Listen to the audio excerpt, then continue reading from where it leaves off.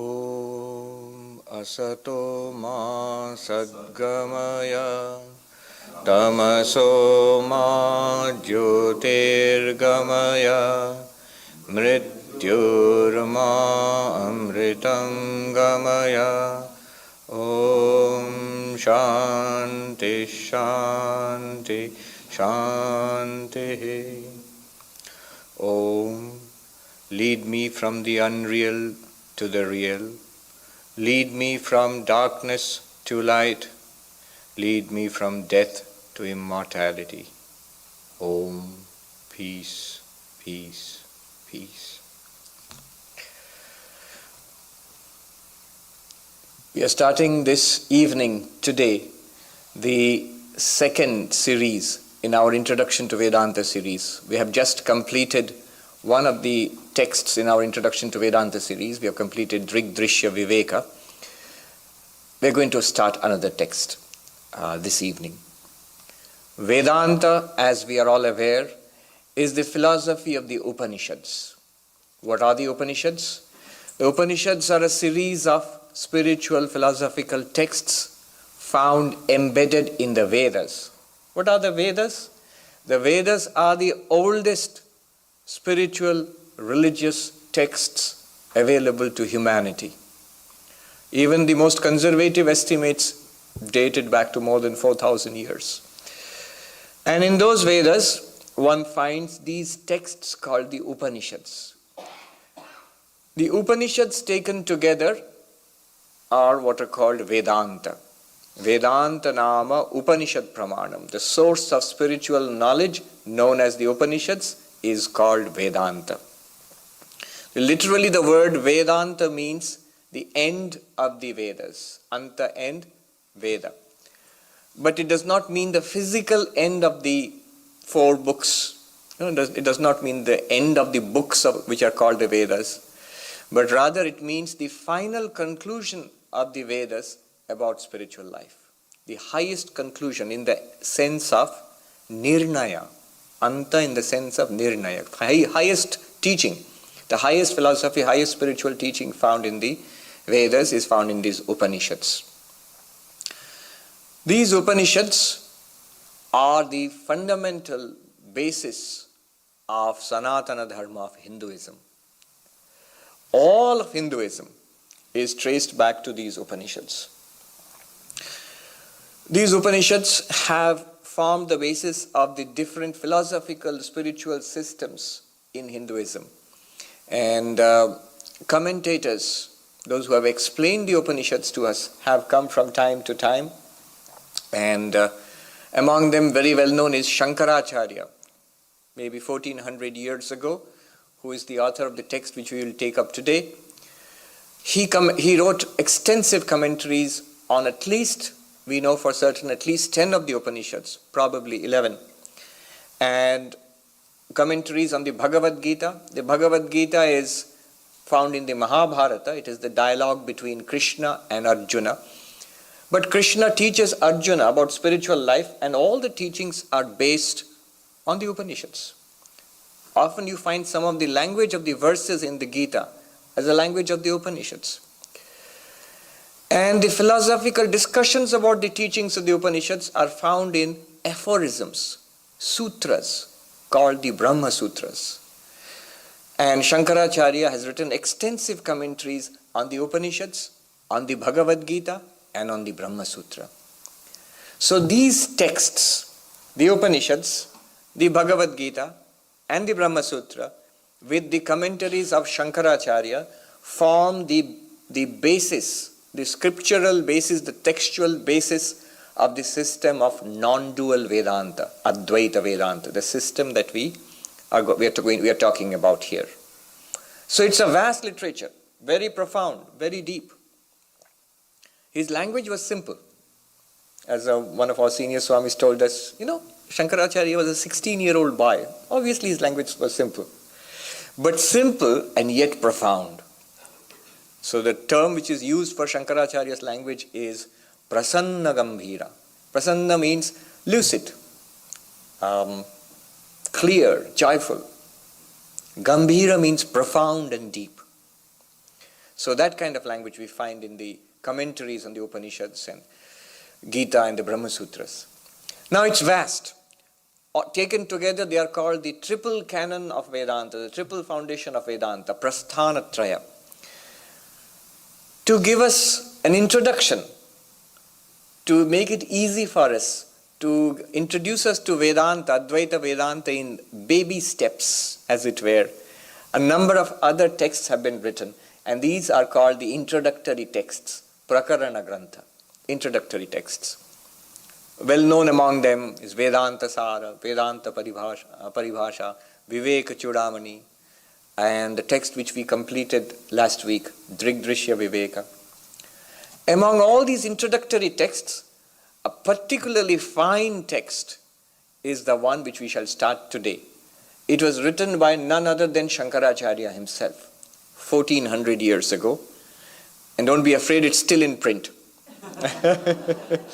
I don't know what edition it's running to, but it's been in print. I'm joking. I mean, it is mostly for a long time it was handwritten copies, of course, and it's only recently that it's in print. But they were written on palm leaf, on manuscripts, written by hand and copied from guru to disciple. Even as early as 13th or 14th century, about 600 or 700 years ago, we find another great master of Advaita Vedanta, Vidyaranya, who famously wrote the Panchadashi, another great text of Advaita Vedanta. He wrote a beautiful commentary to this text.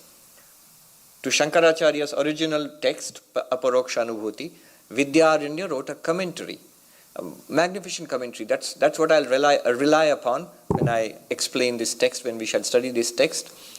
I shall not read out from the commentary directly, it's in tough, terse, philosophical Sanskrit, but I'll translate it into English.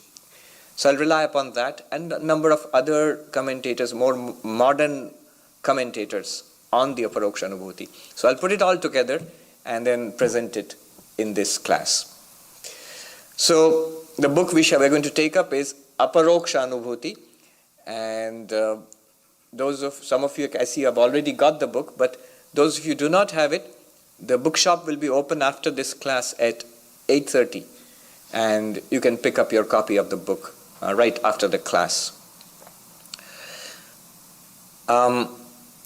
Compared to the Drigdrishya Viveka, those of you who were with us for the whole duration, 12 classes of Drigdrishya Viveka, this is a step up or several steps up. It's a very strong dose of Advaita Vedanta.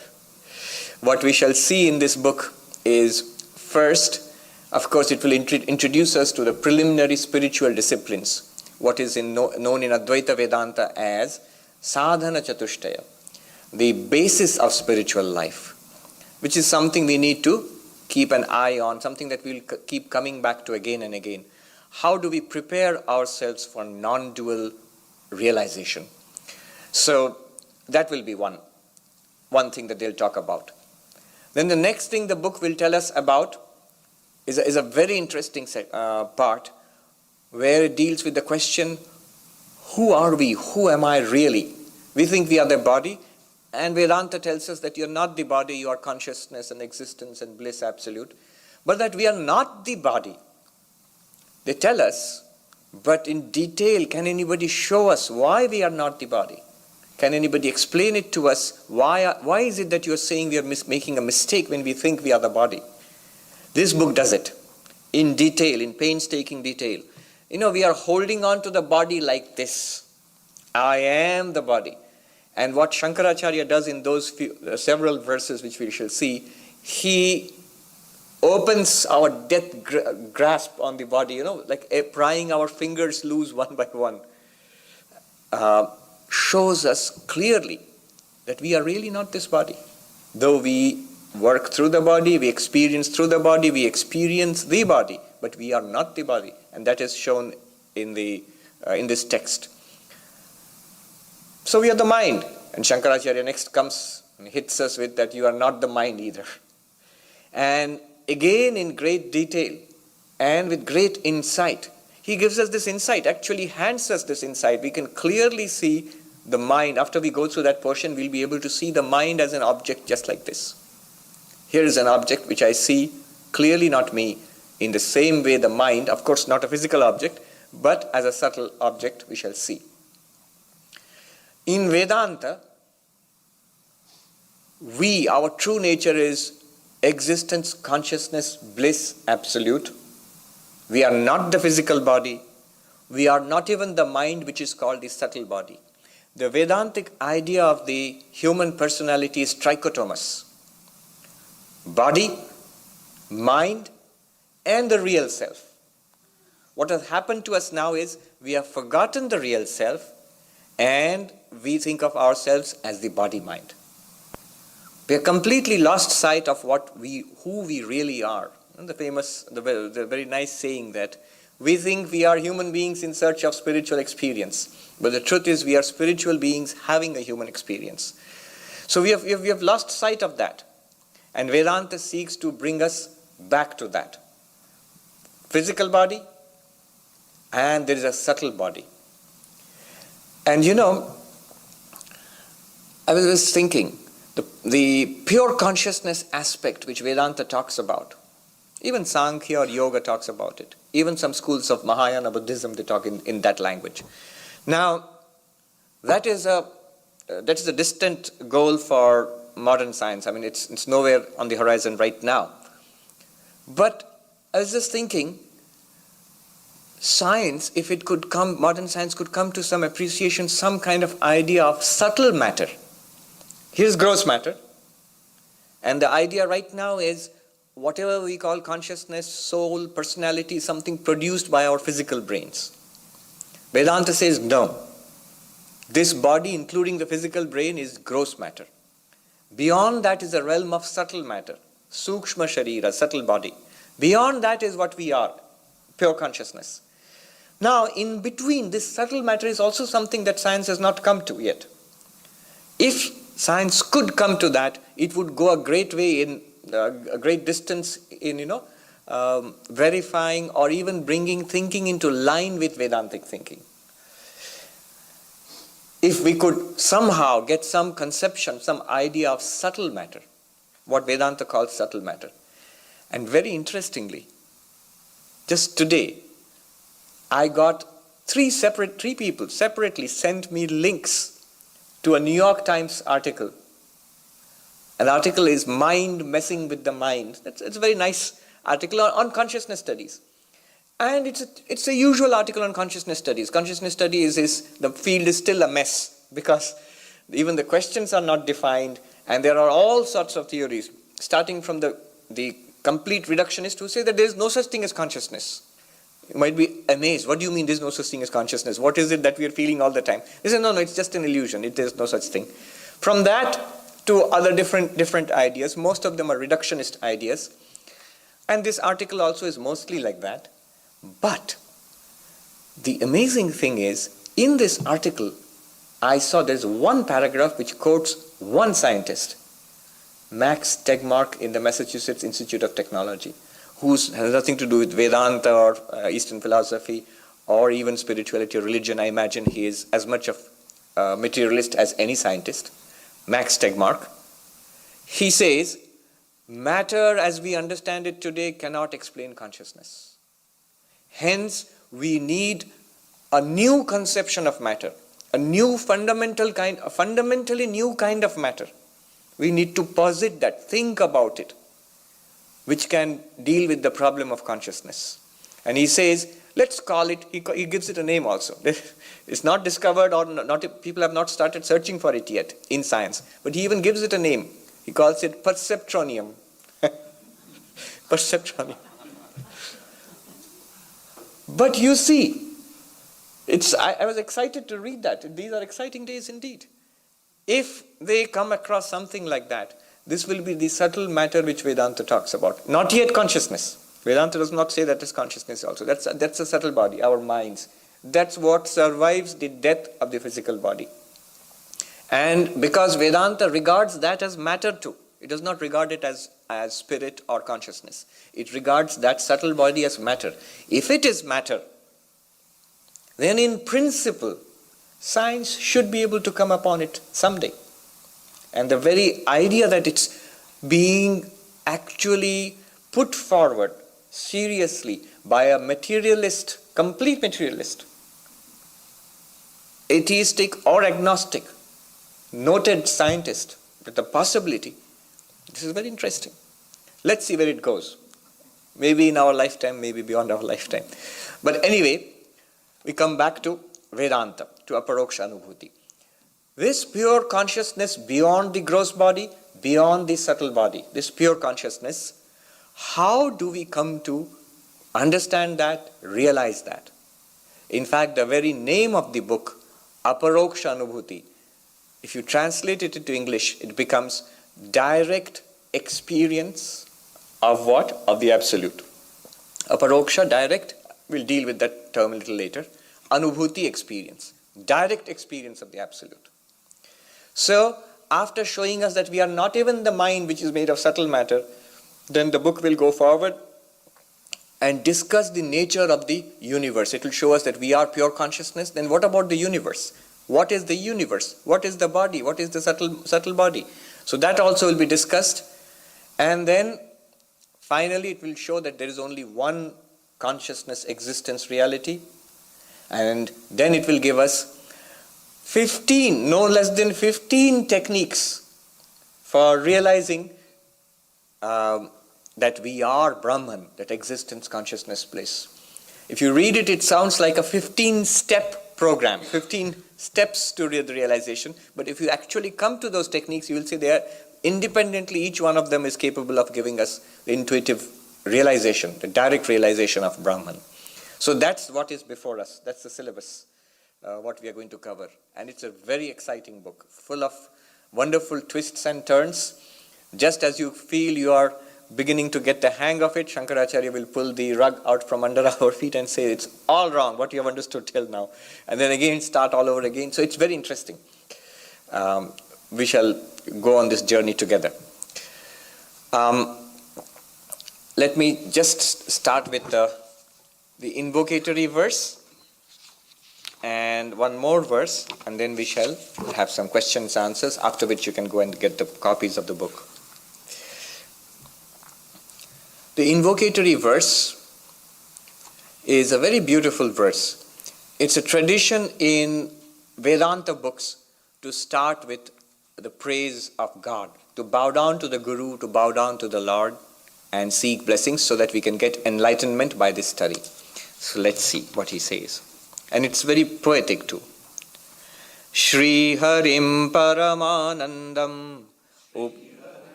Upadeshtaramishwaram Vyapakam Sarvalokanam Karanam Tam Namamyaham. I bow down to God, Shri Hari, another name of Vishnu. I bow down to the Lord. What is the nature of the Lord? Paramanandam, the ultimate bliss. The very nature of the Lord is bliss. I can't resist telling this, we want happiness. Even that is the reason for studying Vedanta. We want to overcome sorrow and attain happiness. The very nature of the Lord is happiness. Paramanandam. And though we are studying Jnana Yoga, the path of knowledge, let me just say this. If one wants true, lasting, unchanging happiness right now, bhakti, love the Lord. Love immediately brings happiness. Any kind of love brings happiness. We know that. Unmixed happiness, unchanging happiness, sublime happiness comes with love of God, bhakti. Paramanandam. Shri Bhagavan is Paramanandam. And Upadeshtaram. Upadeshtaram means the teacher. In Vedanta tradition, the first teacher is always God. So all these teachings are coming from the Lord. All the Vedanta traditions, Advaita Vedanta, Vishishta Advaita, Dvaita Vedanta, all the Vedanta teaching traditions In Sanskrit, they are called parampara. So they will have a lineage of teachers, gurus. And it's interesting to see in each of the lineages, they're all different gurus, different teachers. But they all trace it back to God. So in every case, God is the first teacher. Spiritual knowledge is the grace of the Lord. We keep saying, when will the Lord have grace upon me? The Lord already has grace upon us because we have come in contact with Vedanta. Vedanta is the teaching of the Lord. Vedanta is the grace of the Lord. We have this idea in Hinduism that our happiness and unhappiness depends on our karma. What we have done in this life, what we have done in past lives, the results we get in this life. If you are having a nice time of it, you had good karma. But then you are using it up. If you are in hard times, you're facing trouble in life, well, that's because of our past bad karma. Something we have done in this life or past life for which we are paying now. And they say that if you have a lot of good karma, if you have good karma, you have a happy life. If you have a lot of good karma, you come to Vedanta. They believe that. They believe that. You get the grace of God. To Krishna said to Arjuna in the beginning of the Gita, without asking for it, the doors of heaven have opened to you. Such is the grace of the Lord. So, we are all what would be called in traditional Hinduism Punyatma. People with lot of punya, merit, good karma, that we get to listen to this. So Upadeshtaram, Lord is the teacher, Sri Bhagavan is the teacher of Vedanta. Who is this teacher? Ishwaram, God, the Lord of the universe. That's why when we read the Gita, we are told, remember who is teaching. It's not your professor, not your Pandit who is teaching you the Gita, not some Swami. The teacher there is Sri Krishna, the incarnation of God himself. So when we approach a scripture with that kind of an attitude, the Lord is my teacher. So imagine how much focus, how much reverence, how careful we are with the teaching. We'll approach it with an entirely different mindset. And that helps. You see, the idea in Vedanta is not to believe. The idea in Vedanta is to experience the truth. To experience the truth, it helps to have that kind of reverential attitude, that kind of focus. Where is this Lord? The answer is, where is he not? Vyapakam, all pervading. All pervading. Everywhere in the universe the Lord is. Inside and outside ourselves. If that is so, the question is, why don't I see him? I see everything, but I don't see the Lord. The answer to that is, Karanam Sarvalokanam. The Lord is present everywhere as the cause of the universe. What does that mean? Just like water is present in all the waves as the material, the substance, the material cause, Upadana Karana, as iron is present in all iron implements, as the material of those implements, the substance out of which it's made, as wood is present in all the pews on which you are sitting. You would be sitting on the carpet pretty fast if the wood disappeared from the pews. It's the reality of these pews. It's what's holding you up. So, in the same way, the entire universe is pervaded by one spiritual cause, that is God. It's the material of the universe, the ultimate spiritual material of the universe. You'll say, okay, but I can understand what is water in the waves, I can understand what is wood in the pews, or what is iron in the implements, implements. But spiritual cause, that sounds like mumbo jumbo. What is spiritual cause here? Don't worry, the book will tell us. The book will tell us so vividly that we won't have any way of denying it afterwards. The Lord is present everywhere as the spiritual material, the very ground of this universe we are experiencing. The cause of all the worlds, Sarvalokanam, of all the worlds. Tam namamyaham, I bow down to the Lord. This bowing down, I didn't even know that. I always thought bowing down is a bhakti act, an act of devotion to God. But bowing down is an act of jnana. That I did not know. I was reading a Swami in Uttarakhand writes, When I bow down, namamyaham, I bow down, my existence becomes one with the existence of the Lord to whom I bow down. My consciousness is surrendered unto the consciousness of the Lord to whom I bow down. My bliss becomes one with the bliss of the Lord to whom I bow down. I become one Satchidananda by the act of bowing down. Namamyaham, I bow down to thee. So this is the invocation, and this is the invocation we shall chant at the beginning of each class. Now, in the time remaining to us, let's take up the second verse, where we shall understand the meaning of the term Aparokshanubhuti. Aparokshanubhuti. The very word itself sort of contains everything that the book has to say. It's a very profound word. Second verse. Aparokshanubhutirvai Prochyate moksha siddhaye Sadbhireva prayatnena Vikshaniya muhurmuhu. Here is being taught Aparokshanubhuti, the direct realization of the Absolute for attaining liberation, moksha. Those who are qualified, they should intently inquire about what is being taught here. Intently, without break. Now, what is meant by this? Let's go through it carefully. The word Aparokshanubhuti is something to be understood. Anubhuti, experience. Now, there are three categories, make three categories of experience. The first category is, in Sanskrit, pratyaksha. Pratyaksha. The second one is paroksha. And the third one is aparoksha. What does it mean? Pratyaksha. Pratyaksha means sense perception.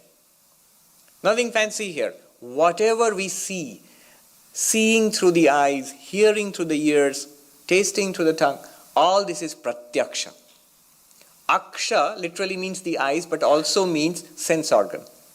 Pratyaksha, every sense organ. The knowledge that we gain through each of the sense organs, the experience that we gain through each of the sense organs is called pratyaksha.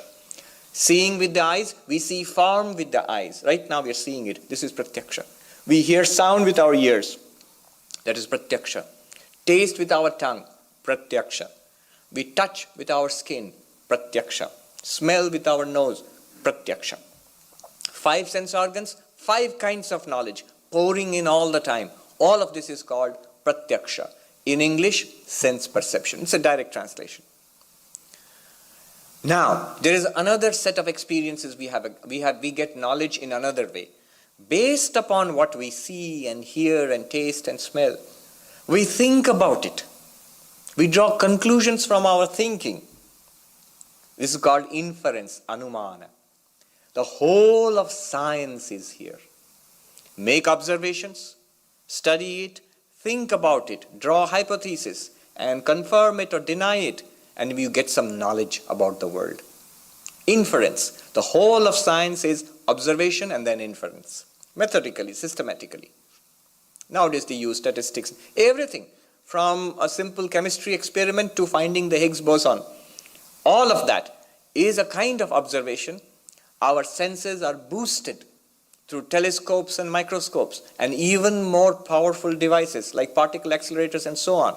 But even after you've got the devices, even after you get the observations, then you have to make an inference based on the observations and come to some kind of theoretical conclusion. That knowledge which we gain, which we do not directly see or hear, but based upon what we see or hear, we get some knowledge. And that knowledge is called paroksha. Look at the term. It's a precise term. Paroksha means beyond the knowledge that we get, beyond the sense, beyond the range of our sense organs. That which lies beyond the range of your eyes, which you cannot see with your eyes. You take an observation and make a theory and say, okay, so everything is made of atoms. We have never seen an atom. But with the effects, with the observation, we come to an understanding, so we have the theory of atoms. I was in Cambridge last year, and this young physics scholar of physics, who works in the same department as Stephen Hawking, he took me to Stephen Hawking's office. No, I didn't see him rolling out in a wheelchair. I was expecting him to see him, but I did not. He's retired, but he still comes in. He has a separate office and it says Stephen Hawking. But then we were walking through Cambridge. It's a small university town. And then he took me into a little lane. I thought we had such little lanes only in India. Even a single car cannot enter. A motorcycle can enter. It's paved, cobblestones. And then we entered that, and dramatically that young scholar told me, Swami, the modern world was born in this lane. What do you mean? Here is the place where the electron was discovered. Here is the place. It's a pub, he says. Here, just next to it. Here is the place where Watson and Crick, they came here for a drink and talked about it. They were discussing the structure of the human DNA. And they sketched it out there, the helix. That's where this is the basis of physics. This is the basis of modern biology. Our entire genetics, our entire electronics, to our computer science, everything is all based on the discoveries made within not walking distance, stepping distance, few steps here and there, 2 places, in that little lane. Anyhow, all of scientific knowledge is inference based on observation. All of religion is also based not on observation directly, but on faith. You read about it in a book, it is also paroksha. You read about it in a book, you have faith, you perform some act, some rituals or something, and lead a life in the faith, in the hope that after death I shall get my reward, I'll go to heaven or something. Now this heaven, this merit which I'm accumulating through religious acts, this is not something I observe. This is something on belief, on faith. So faith is also paroksha. Now we have 2 categories of knowledge. One is pratyaksha, what we see, hear, smell, touch. And one is paroksha, the entire realm of science which we have developed on observation and inference, and the entire realm of religion, which we have developed on the basis of faith.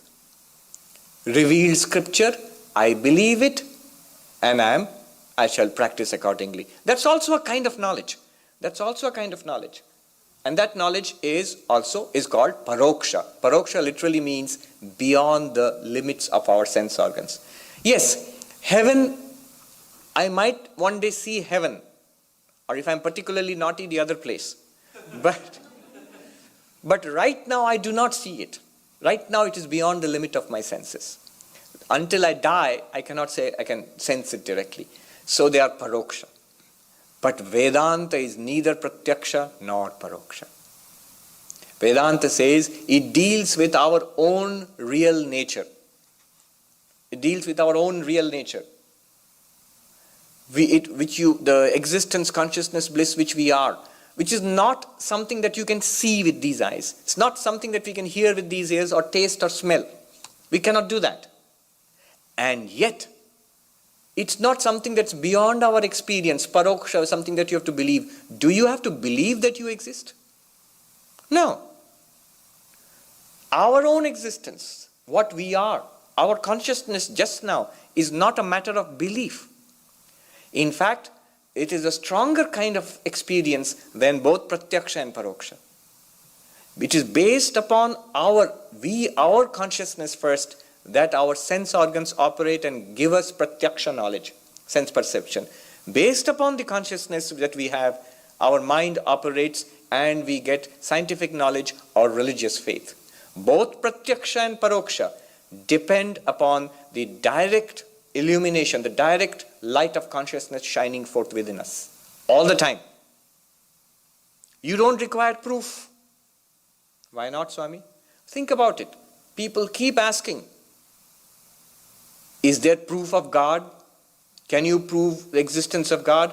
Every religion struggles to prove the existence of God. All theistic religions struggle to prove the existence of God. None of them struggle to prove your existence.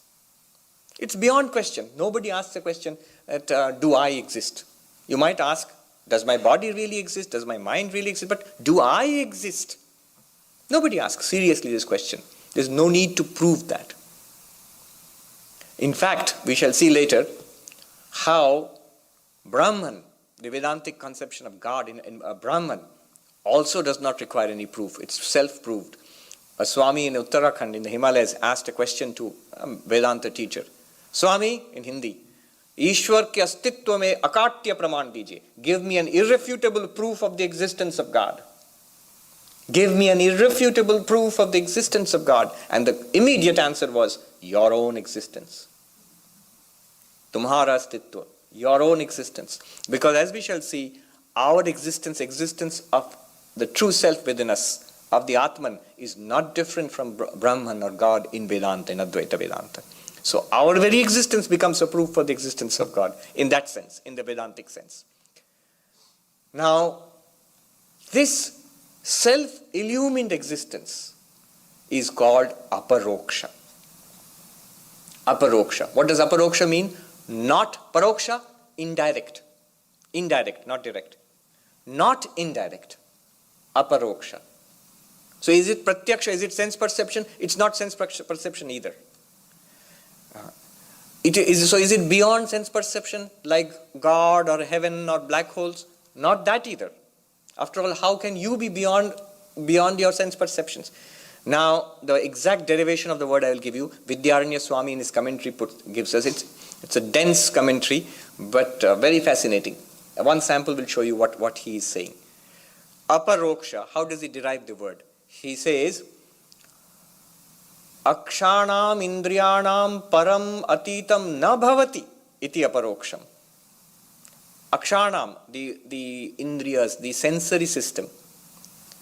That which is beyond the sensory system. Right now we are sitting here and the Pacific Ocean is beyond our sensory system, in the sense that it's too far, we cannot see it right now. So it's beyond our senses. Is the self, is Brahman like that? Very far away so that we cannot see it? No. Not like that. It is not something that is beyond your senses. So can you see it with the senses? No. You cannot directly see it with the senses. Something more than that. What is something more than that? And the commentator explains.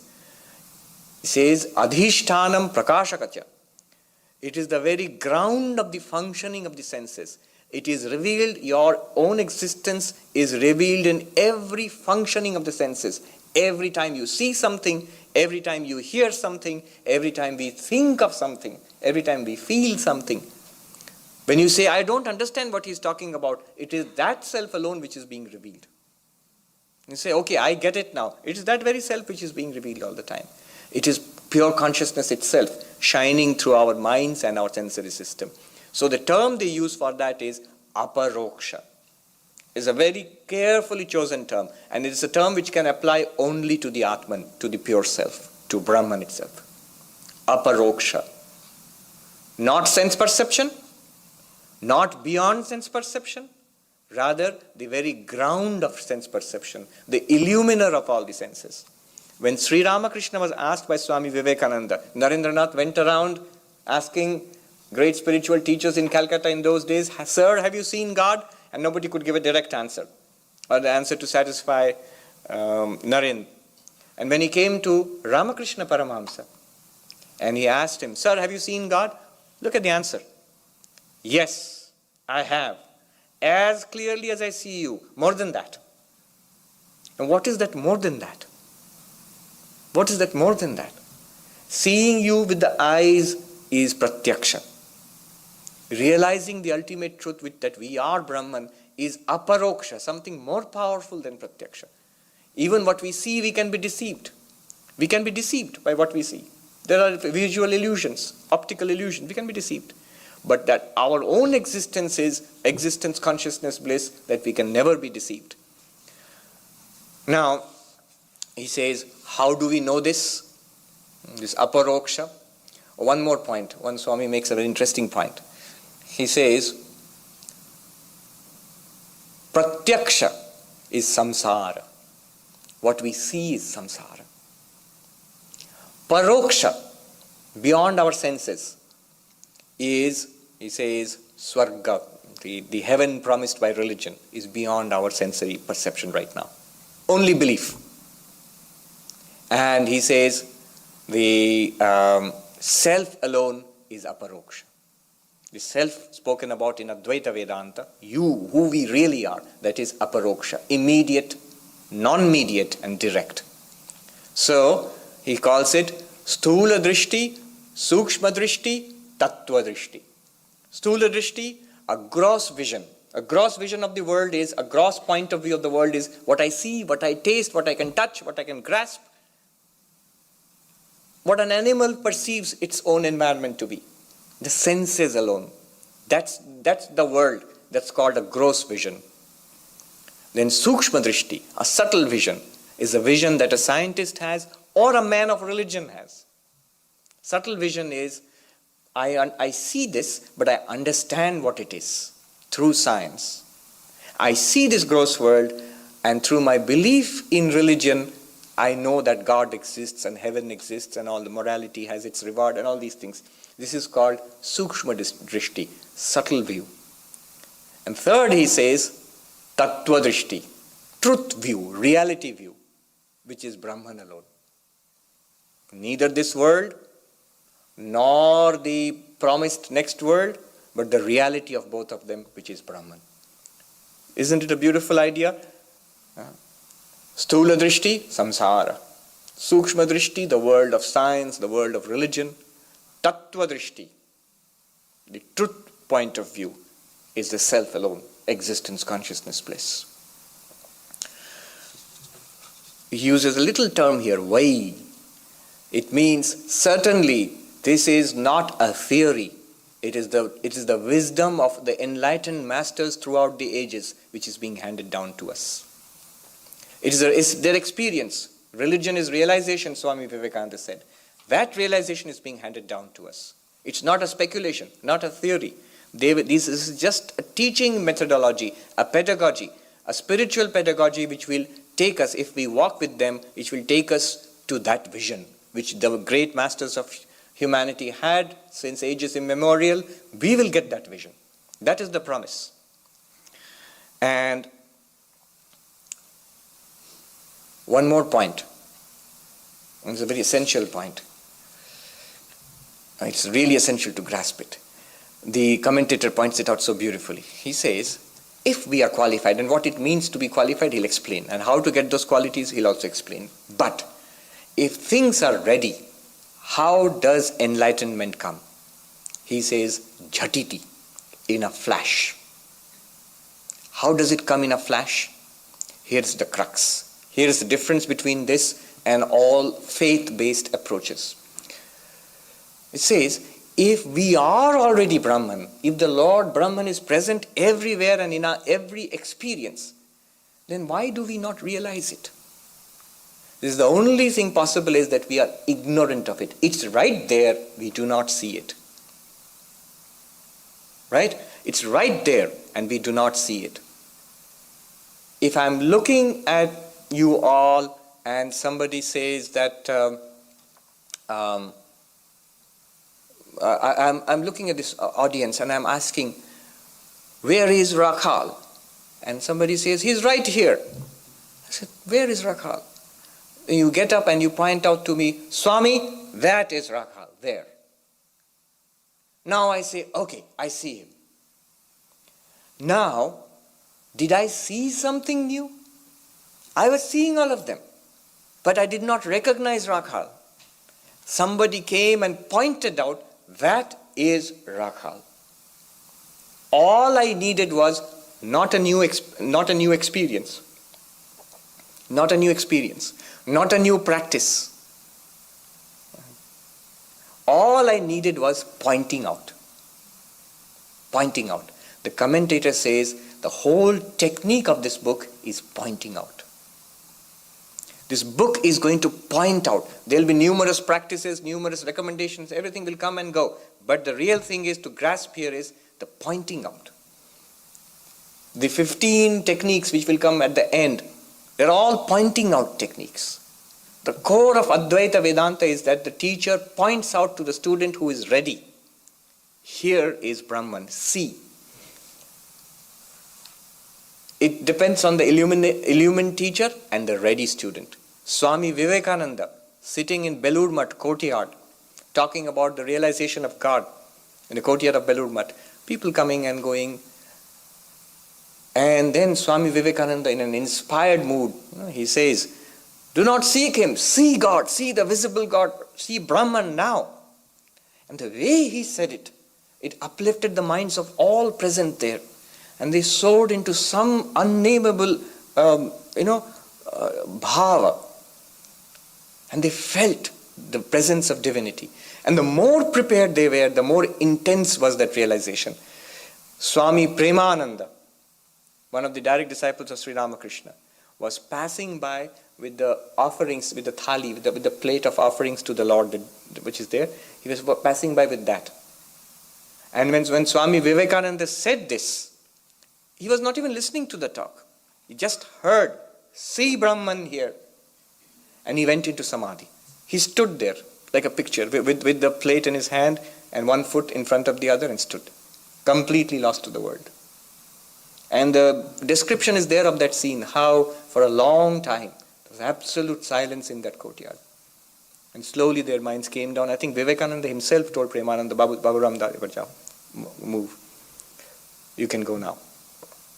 So, pointing out is necessary by an illumined teacher. But yes, you can say that, is it all that easy, Swami? Well, I must admit it's not all that easy. We can go on pointing out all our lives and we won't see anything until we are ready.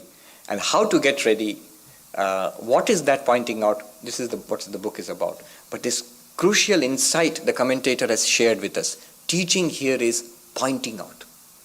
Something that already exists within our experience. It is to be pointed out. For what? He says, moksha siddhaye, for attainment of liberation. What liberation? Traditionally in Hinduism, say moksha means liberation from the cycle of birth and death. But suppose somebody says, well, I know I have been born and I am sure I'll die, but whether I existed earlier or whether I'll be reborn again, all these are things that you Hindus believe, or Buddhists or Jains or Sikhs, all the Indian religions believe that. I may not believe it, I don't know it. That's also a matter of faith. Why should I work for a liberation from a problem which I don't know whether it exists? Why invent a problem and invent a solution? I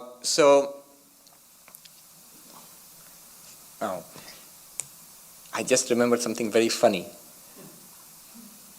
There's this quack, a doctor, it's a real case, before all these medical systems came up, in the frontier towns and during the westward expansion, people took medical help where they could find it, in the late 18th and early 19th centuries. So there's this place where a quack who was prescribing medicines to anybody and everybody and charging money, this person was arrested and the judge said, sentenced to such and such so many years in prison. What was the charge? The charges were inventing imaginary cures for real diseases and real cures for imaginary diseases.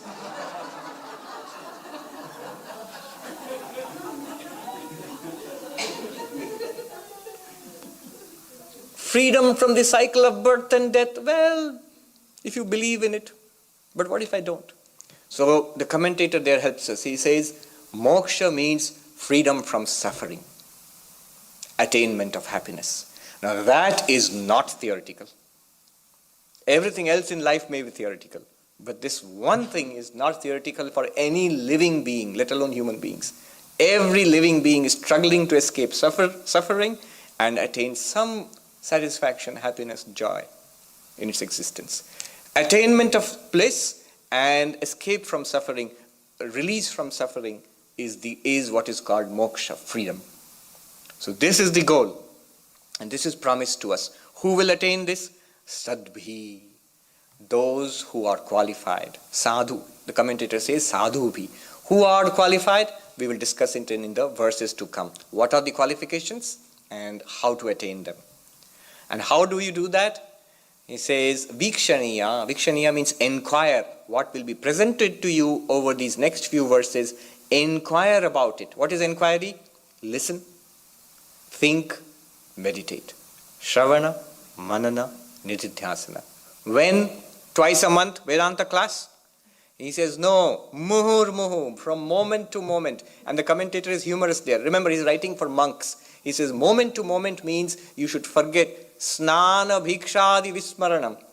Forget your daily, the bath. And you might forget it here, but you can't forget it in India where it's so hot and sweaty, you know. There you will forget your bath. You're so immersed in this, you'll forget. And bhiksha is one thing that the monk does not forget. It is a daily round of begging, his food. He says, you must be so intense that you will forget to take your bath and you will forget to go for bhiksha. I remember I used to stay in Gangotri, and taking a bath was really difficult there because there's water, but it's ice melted water coming down from a stream. And it's terribly cold. It's not ice, but it's melted from ice just then. And I had this tin bucket, not a bucket, it's a tin actually. I had to fill it up from that and then just sort of pour it over my head. And to screw up my courage for that, I would tell myself, I'm not the body, not the mind. I'd literally do that. I would chant Shankaracharya's famous Nirvana Shatakam. Mano buddhi ahankar chittanina chidananda rupa shivoham, and pour the water on top of Shiva.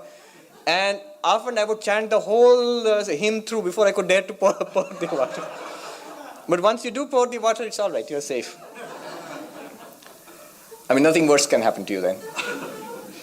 So, you will forget to take your bath. You will forget to go for food with that intensity. Is it possible? Yes, it's possible. We read about Trigunatitananda Maharaj studying Vedanta in the Baranagar Mutt, in the early days of the monastery, of our monastery, the disciple of Sri Ramakrishna, Trigunatitanandaji, who came here to the San Francisco Vedanta Society. He is studying Vedanta. I have read the description. He sits in the morning, and throughout the day he gets up only when the sun has set and there's no more light in the room, and to light a lamp, and sits down again. He was like that. He sits for meditation, japa, repeating the mantra from early in the morning, and then people go for their bath and food. No, he's not getting up, not coming for food. Other monks are worried, Vivekananda and others, so Mahapurush Maharaj and others. And he says, no, I will not stop japam I'll not stop repeating the mantra till I get realization. He says, you will starve. He says, all right, I'm ready to starve. And then finally a compromise was worked out. I think it was Mahapurush Maharaj, Swami Shivananda, for whom he had great regard. He says, if you sit there and repeat the mantra, I will touch your body and eat food quickly. So he agreed, and that was arranged. He touched him and ate his food, and then again started doing the mantra. So that kind of determination, says the commentator. Otherwise, no amount of pointing out will, I'll point it out and I'll enlightened immediately. Not so fast. So muhur muhu, moment to moment inquiry. Hear it again and again, think about it again and again, and meditate upon it till the pointing out becomes effective. When it becomes effective, even for us, enlightenment will come in a flash. The commentator says, jhatiti pratyaksha. All right. Are there questions? We'll take one or two questions, and then the bookshop is going to open at 8:30. Yes, there's a question there. This isn't a question, it's kind of a compliment. It's kind of a compliment because my question was going to be, who are the qualified ones? Yes. And as we went through the whole lesson, you came at the end to tell us who the qualified one was. So it's yes. So the question is, who are the qualified ones? Right. And there's a whole set of verses waiting for us. But basically, Vedanta is very clear about this. Vedanta sets the bar high. Qualified, fourfold qualification. Viveka, Vairagya, the sixfold discipline, Mumukshutvam. What does it mean? Viveka, the ability to discriminate between what is real and what is unreal. What is truly important in life and what is inessential in life. And the second thing is vairagya. That which I have found to be real, I will hold on to that. That which I find to be unreal, I'll let go of that. This is called vairagya, dispassion. There is a sixfold set of disciplines which we will see. The body and mind senses must be disciplined, otherwise they're going to disturb us in spiritual life. They've become wayward over years and lifetimes of misuse and abuse. Then mumukshutvam, an intense desire for this enlightenment, for this liberation. So the persons who have this, they're qualified. You say, Swami, I can see people looking rather frowning. Swami, that leaves me out. I'm not qualified. No, we are qualified. The very fact that you're sitting here on a Tuesday evening, you've taken the trouble to come here and listen to Vedanta, shows that there is an intuition, an inkling in all of us that there is a spiritual reality. It's true in some level, something deep within us responds to this. There are millions of people in LA. They're not here, thank God. It will create a traffic of monumental proportions. But why only you have come? There is something that is awakened. There is the grace of God, there's no doubt. And there is also something which responds from within us. That is viveka. Only it has to be strengthened. It's weak now. It has to be strengthened, nurtured. The flames have to be fanned. Vairagya, that you have given up umpteen other possibilities for this 2 or 3 hours you spend in coming here, attending the class and going up. So many options are there. In economics you speak about opportunity cost. So that is vairagya. Only it has to be strengthened, made consistent. So we shall see all these qualities in classes to come. Question? We can take one more. Yes, there's a question there. Just wait for the microphone. They're recording this. Well, I don't want to sound ignorant. Hopefully I didn't miss out anything, what you've said. But concerning, from what I understood, meditation is an ongoing thing all the time. As you could devote yourself to my understanding, to praying to God from moment to moment, almost, in a way. My question is, I come from more of a, as you said, it's an experiential thing, right? Yes. The hard part here is, how do you, for people who don't pray or are more inclined, let's say, to meditation and focusing on the breath and all that, because people have different personalities. Some people don't believe in pray. Yes. Is there another way? All right. We just don't have time for this now, but I'll just touch upon it. And then please bring up this question next time. Do remember. Or if somebody else remembers, bring it up. You see, there are fundamentally two approaches to spiritual life. Your question was, suppose a person doesn't believe in prayer. Some person's attitude is different. Is there a way for that person? There are two fundamental approaches in spiritual life. One is, I am searching for God. God exists, I want to find God. That's one broad highway, a freeway in spiritual life. Many people are on this path.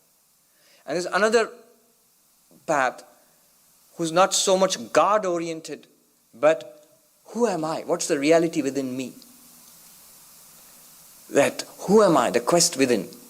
That's also spirituality. In fact, I was in charge of teaching novices, monastic novices in Belur Math, our main monastery. And I used to ask these young men, what are you looking for in spiritual life? And I got these two answers. Some of them said, I'm searching for God. Some of them said, I'm searching for who am I? And both are valid. Now the real, you see, every religion, maybe I'll take a few minutes, 2 or 3 minutes, instead of pushing it over to the next class. Let me just talk about it now, 2 or 3 minutes. All religions of the world can be divided into these two approaches. The God-oriented approach, all theistic religions, all of Christianity, most flavors of Hinduism, worship of Vishnu or Shakti or Shiva, God-oriented, theistic. All the Abrahamic religions, Judaism, Islam, as I said, most parts of Hinduism. So they are theistic, God-oriented. And that's one valid, major path of spiritual life. That's true also. But suppose someone is not like that. And there is also another broad highway in spiritual life. Buddhism, for example. Buddhism. In Hinduism, the path of yoga or Sankhya, where the quest is, who am I? You will find in the God-oriented religions, it's a faith-based approach. You believe in this. It starts with faith. It's based on Shraddha, on faith. On the other hand, these approaches are more based on, you will find, on meditation, on inquiry, on looking within, on mindfulness, the who am I approaches. So these are two broad highways in spiritual life. There are advantages and there are disadvantages in each path. Briefly speaking, what is the advantage and disadvantage of the God-oriented path? The disadvantage of the God-oriented path is it starts with faith, what you said. Suppose you cannot believe. More and more people in the modern age, they find it difficult to start with belief. And even if one comes to belief, that belief is always subject to being shaken. That's why in all the theistic paths you will come across doubt. For a long time, until one has that supernatural, that superconscious experience, until that time, there's bound to be doubt. Because you are starting off with faith. People get faith, struggle with it. You come to so many stories of great spiritual seekers who have doubted, found faith, lost it.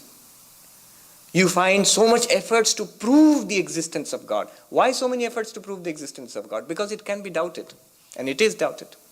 So that's the disadvantage of the God-oriented path. Now, what is the advantage of the God-oriented path? If you have faith, your problems are solved. God is infinite. God has no problems. God will take care of us. We surrender. We accept everything in the light of God. The opposite holds true for the who am I inquiry. There you don't need faith to start off, in the sense that, as I said, that I exist. I don't have to believe in it. It's a fact for me. It's a clear fact for me. I don't have to prove that I exist. But that's no comfort. That's cold comfort, because my very existence is beset with all these problems. All my efforts are to solve the problems surrounding my own existence. So the existence of the self is not a problem in this path, but the self is surrounded by infinite problems. In the other path, God has no problems at all. God is infinitely powerful, blissful, and joyful. There's no problem at all in that path, except whether God exists or not is the question there. Now you have these two paths. Now follow carefully. I'll bring it to a conclusion. What we do here in Advaita Vedanta, and this is magnificent, what we do here in Advaita Vedanta says both these paths lead to the same realization. Where does it say so? When Advaita Vedanta says, Tat Tvam Asi, that thou art. The that there stands for the God-oriented approach. That stands for God. Thou stands for the you-oriented, self-oriented approach. And he says, when you inquire along both paths, you will come to the same reality. As the Sufi poet said, when I searched for God, I found myself. When I searched for myself, I found God. So this is the wonderful synthesis which you find in the non-dual approach. Both of these. And the advantage of the non-dual approach is, I'll give this as an assignment for you, it combines the advantages of both and leaves out the disadvantage of both approaches.